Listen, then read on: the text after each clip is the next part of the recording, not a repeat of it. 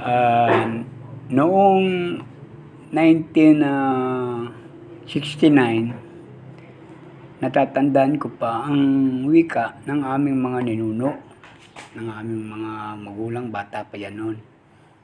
Nang sabi, darating ang araw, itong lugar ng Paligawang Matanda, itong lugar ng Maguyang, gaganda yung lugar na yan. Talagang totoong nangyayari. Madidevelop.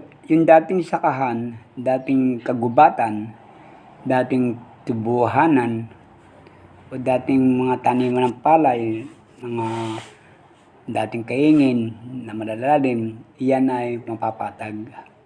Magagandahin yan. At ang makakaabot niyan yung salindahi, yung mga apo. Talagang hindi ko akalain na matupad ang hula ng mga matatanda sa amin hanggang sa sila'y mawala. Hindi pa rin nakatapos ang mga hula nila. Nagaganap at nagaganap hanggang sa sila'y magsiyaw na rito pa rin sa aking isipan ang mga binanggit, ang mga winika ng aming mga ninuno. Nagaganda ang lugar na yung silang ng Maguyang. Lahat sa Cavite gaganda yan. Hindi ko akalain na totoo.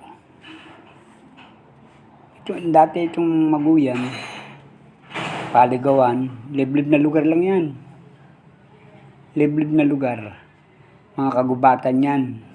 Ang makikita mo dyan, yung mga overlooking na malalalim. Nakakatakot ang lugar na yan. Meron pang mga wild animal dyan noon. Kagaya ng mga, kung tawagin namin yung mga musang, mga wild chicken, yung mga labuyo, mga pugo na lahat ng uri ng ibon na dyan. Pero nung dumating na ang panahon na kailangan na marahil ma-develop o ma-civilize, ang lugar na yan, petsa 2005, nagkawala na lahat yung mga ibon na yan. Nagsimula ng develop, gumanda ang lugar na to. Nakakatuwa naman dahil talagang abot na abot.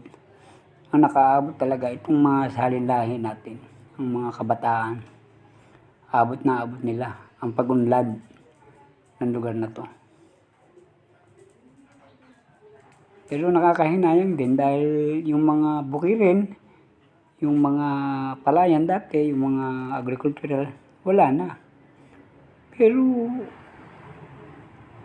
okay din, ganun din. Sumasabay lang sa agis ng panahon tayo eh. Wala talaga tayong magagawa kung hindi sumunod. Pero maganda rin dahil tayo mawawala na rin sa mundo. Ang mga papalit sa atin yung ating mga apo. Tamang-tama sa kanilang mga pagkatao, yung pagiging sosyal. Hindi na rin naman nila kayang magbungkal ng bukid dahil wala naman bubungkalin. At saka iba na ang kilos nila ngayon. Ang gusto nila laging malinis sa katawan, sosyal. Tamang-tama lang sa pasyalan ng ating mga apo, ang ating mga kabataan. O sige po, hanggang dito na lang ang aking komentaryo. Ako po nasisiyahan at maganda na ang lugar natin. God bless po.